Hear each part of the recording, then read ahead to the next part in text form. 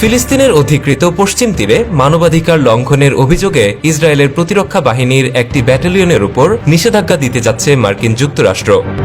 সম্ভাব্য নিষেধাজ্ঞার খবরে ক্ষোভ প্রকাশ করেছেন ইসরায়েলের প্রধানমন্ত্রী বেনিয়ামিন নেতানিয়াহু সহ দেশটির শীর্ষ কর্তা ব্যক্তিরা। আল জাজিরার প্রতিবেদনে বলা হয়, নেতজাহ-ইয়েহুদা নামের এই ইউনিটটি ফিলিস্তিনের দখলকৃত পশ্চিম তীরে মোতায়েন রয়েছে। সেখানে মানবাধিকার লঙ্ঘনের বহু অভিযোগ রয়েছে এই ইউনিটটির বিরুদ্ধে। ইউনিটটির উপর নিষেধাজ্ঞা দেওয়ার প্রস্তুতির তথ্য নিশ্চিত করেছেন যুক্তরাষ্ট্রের পররাষ্ট্র মন্ত্রণালয়ের একাধিক কর্মকর্তা। বড় ধরনের মানবাধিকার লঙ্ঘনে জড়িত ইসরায়েলের সামরিক বাহিনীর অন্যান্য ইউনিট ও পুলিশের বিরুদ্ধেও মার্কিন প্রশাসন একই ধরনের পদক্ষেপ নিতে পারে বলে জানানো হয়েছে। নেতজাহ-ইয়েহুদার উপর এই নিষেধাজ্ঞা দেওয়া হলে ব্যাটালিয়নটি মার্কিন বাহিনীর কোনো সহায়তা পাবে না, এমনকি মার্কিন বাহিনীর সঙ্গে কোনো প্রশিক্ষণে অংশ নিতে পারবেন না বাহিনীর সদস্যরা। এছাড়াও যুক্তরাষ্ট্রের আর্থিক সহায়তায় চলা প্রশিক্ষণ কার্যক্রম থেকেও তাদের বিরত রাখা হবে। নেতজাহ-ইয়েহুদার উপর সম্ভাব্য এই নিষেধাজ্ঞার বিষয়টি সামনে আসে শুক্রবারে মার্কিন পররাষ্ট্রমন্ত্রী অ্যান্টনি ব্লিংকেনের এক বক্তব্যের পর। তিনি বলেছিলেন, ইসরায়েল যুক্তরাষ্ট্রের লেইহি আইনের লঙ্ঘন করেছে এমন অভিযোগের ভিত্তিতে কিছু সংকল্প করেছেন তিনি।